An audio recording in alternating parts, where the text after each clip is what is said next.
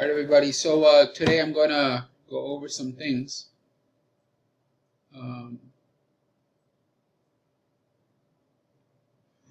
First we'll start with the lesson, and then maybe I'll go into the markets. So, when you're trading, you're focusing on execution.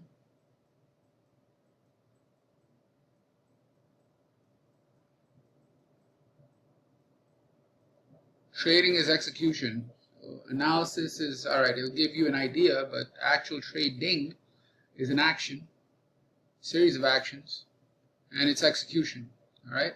So what's important about this is understanding the most important part of the execution and how it's related to both psychology and risk management.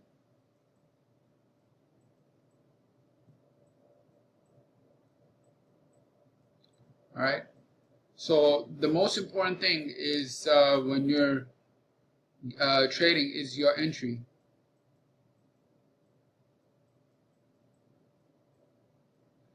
This really decides everything else in the future, meaning once you enter the market, you're subjected to a lot of different things, a lot of different factors, and entry is key. So I'll explain why. Because most people, when they enter out of FOMO. Alright? So this is the major problem. So what happens is you have something like this and it goes up and they'll buy right here on a breakout or at the top of a trend. Buying really late in the game because fear of missing out. It's just on hyperdrive, and getting over here, and then the risk is too much. And if price just comes back here this much, they'll be out because it goes below the breakout bar, and it's a big problem. All right. So this is the problem: is FOMO-driven entries.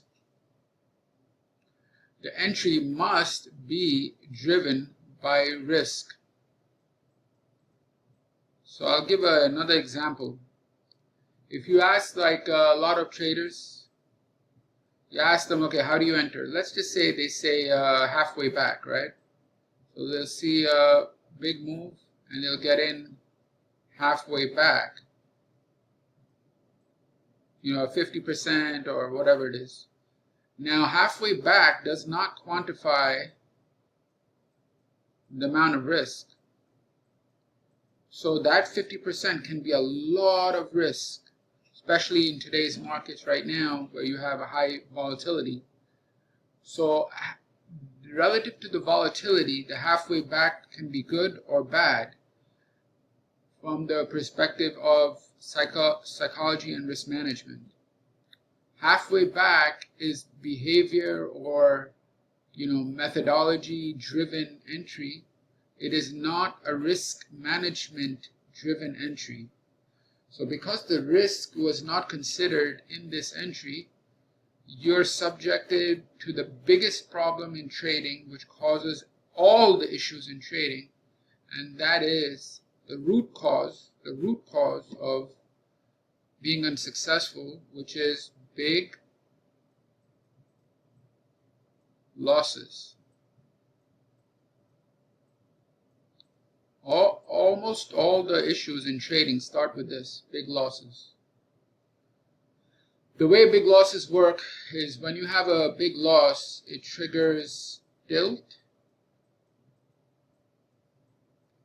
which manifests in two ways. Two primary ways. These two ways are the way it works. It's over trading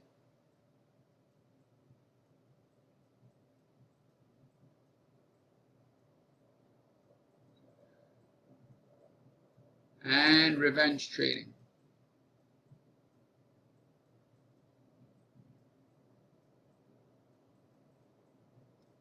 So again, this is the root cause of major problems with profitability. The root cause in trading failure or big drawdowns or real impact is big loss, which leads to tilt, which leads to these two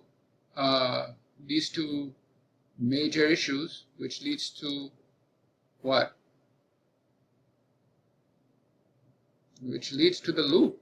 It leads to going back to tilt.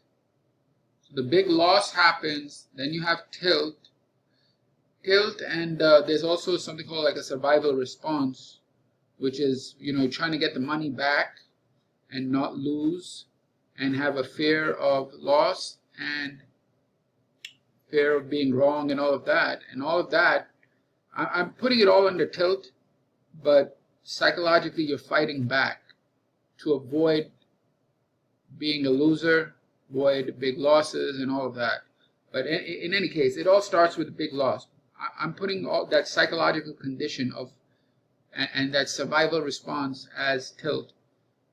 But it's basically your survival instinct kicking in, because it cannot handle losing money, and it certainly cannot handle losing big money.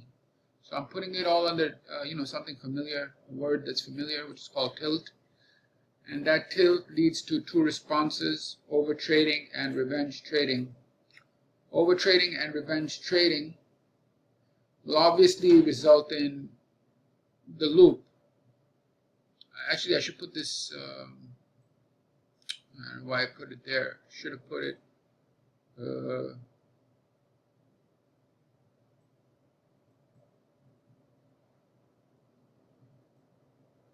where would I do?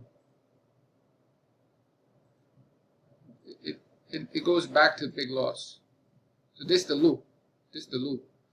Big loss causes tilt, causes overtrading, revenge trading, which leads to big loss. Revenge trading, obviously you realize that that's, you get back in right away. So you may have a loss, but you get back in right away, either on the same side or the opposite side, but not really carefully thought out. It's going to lead to bad entries. All right, revenge trading is, let's say market goes down, you try to buy the low, but it continues to go down, so you get out and you put on a short. And so the first trade you got in, and kept going down, your long was a loss, so you click on the sell button to do a short. Or you re-long, or you double down. All of that's revenge trading.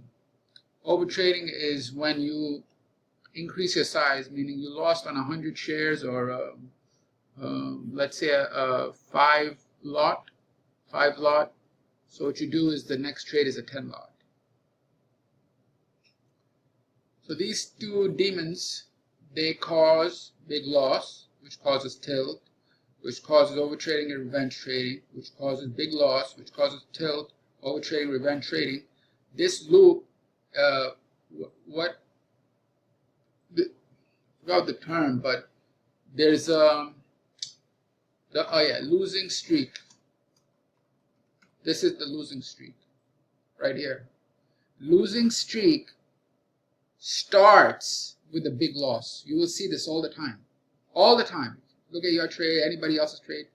A losing streak is triggered almost always by a big loss.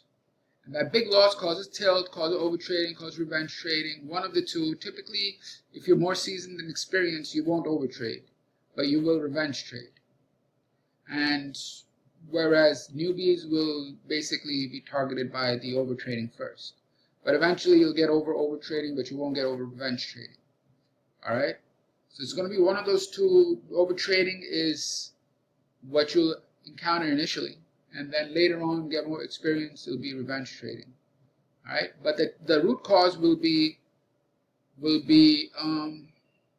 could be both also in the beginning. It could be overtrading and revenge trading. First the revenge trading comes in, and then you overtrade, things like that. But anyway, the whole point is this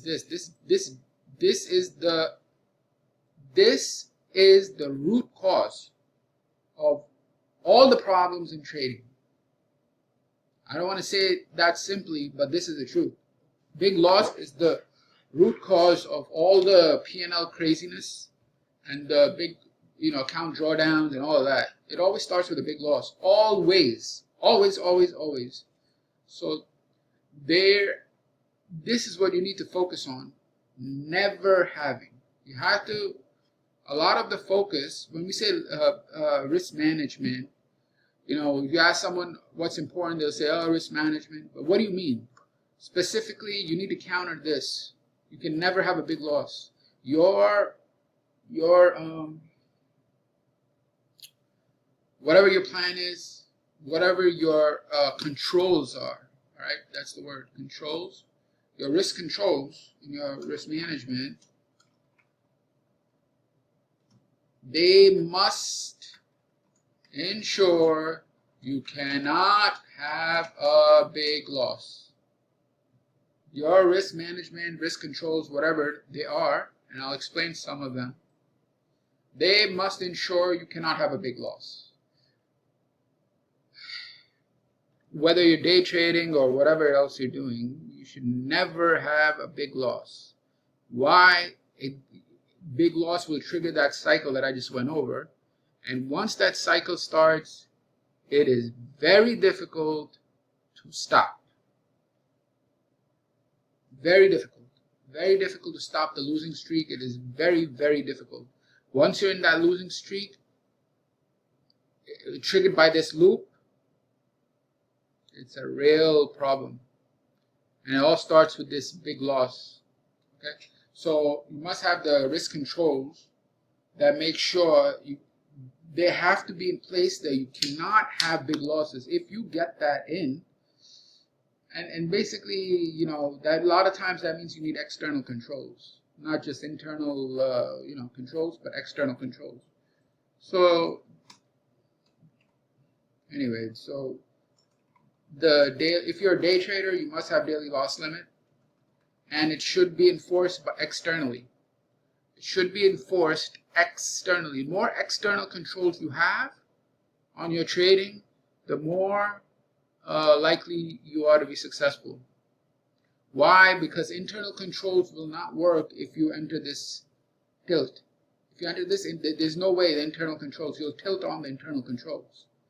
So you need external controls.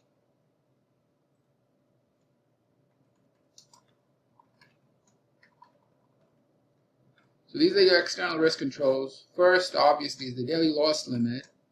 And this is, you can ask a broker or maybe a platform, and they will enforce this daily loss limit. A lot of the brokers do it. So daily loss limit must be enforced. And it is the number one external control. For day traders, this is the number one, and basically it makes sure that you never enter this state of mind where you tilt. The second is time limit. Time limit. Meaning no new positions after a certain time. These are the two. Daily loss limit and time limit is, I would say, almost as important as daily loss limit. And the reason is, after a certain amount of time on looking at the screen and looking at trades, it wears you down. Your patience is tested, and what do they call emotional capital or something like that. Patience plus emotional capital. What happens is you will be worn down. So this gets especially bad during lunch period. During the lunch period, what happens is market, they slow down. When they slow down, they start acting erratically. When they start acting erratically, there's no such thing as structure. There's no such thing as predictability even, because during this time what happens is a lot of markets, they will go into stop hunting mode, as well as what is it called, accumulation or distribution, and the markets will slow down with less participation, so they become very erratic, unpredictable, and they will test your expectations, and they will negate your expectations, and the fear of being wrong and all of that comes into play, and then they wear you down. So you cannot trade. Basically, the idea is not to trade a very slow market. So this will happen lunchtime. This happens all the time, but typically lunchtime. That's when for day traders, it's really not a good idea to trade after the morning and then undergo the lunch period looking for trades. It's really bad, because you will sit there for 2 hours trying to figure things out or trying to break even, only leading to more losses. So before lunchtime, got to be done. If you're waking up in the morning and trading, then by lunch you have to. Got to be done. Now you could be managing a position. That's fine, but looking for new trades, there's a problem. Looking for new trades when markets are slowing down and remain in erratic, weird, where they take out both sides, slow, tests your mental capital. Do not want to be here. All right, so daily loss limit and time limit, these are two controls. And then there are other controls as well, but these are the two key controls. You need to have a plan that says, all right, after I make one win, I'm done for the day. Because there is such a thing as greed, and a lot of times you see opportunity 1, 2, 3, and that doesn't mean you go into all 3 markets, right? So obviously, you go into a market and then you're done for the day. But there's a greed factor typically for new traders where they will try to enter one and they see the other one moving, and then FOMO gets them into the second one and the third one, and then they cannot manage the 3 trades as one, because they have no way to manage. They don't know how to manage, how to break even, how to take profits, how to move the stops. You see this all the time where they'll put the stop right under basically the bar that was entered into. So that's not a smart way of doing things, right? So the point that I'm trying to make here is you need external controls. The first is your daily loss limit, and this is for day traders, and the second is a time limit. Time limit, I don't know why a lot of platforms and brokers, they don't have this option, but it's obvious that there should be a time period in which you trade, and after a certain time you should not be putting on trades. So new trades, existing trades, obviously you just keep managing and taking profits, but new trades. Otherwise, what happens is, let's say you have a winner by 10 a.m. or 11 a.m. Okay, you have a big winner, so you're happy. Should be done. If you keep waiting and then wait another hour and it's 12 o'clock, you see another trade, but it's slowing down. Your greed will make you get into that second trade and lose money that you just made on the first trade. So what happens is, these are three scenarios that typically happen, and you ask any experienced trader, they'll tell you the same thing. So what happens is, when you go into lunch, what happens is winning trades. How else should I say? You lose money that you made. All right. So let's say you have winner. You will lose the money that you make for sure. The second thing is loser becomes a bigger loser. Oh, what did I do? All right. Loser becomes a bigger loser. That's basically it. Your winner, if you have winners, you will start losing the money that you made on the winner because of the new losses. And if you are a loser, you become a bigger loser. And if you're break even for the day, this is the third scenario, you become a loser or have losers. These are three things that happen. If you have a winner early on and you continue to trade, you will lose the money you made. If you had losses in the morning, they'll only get worse. And if you had a break-even day, it will turn into a losing day. This is what happens.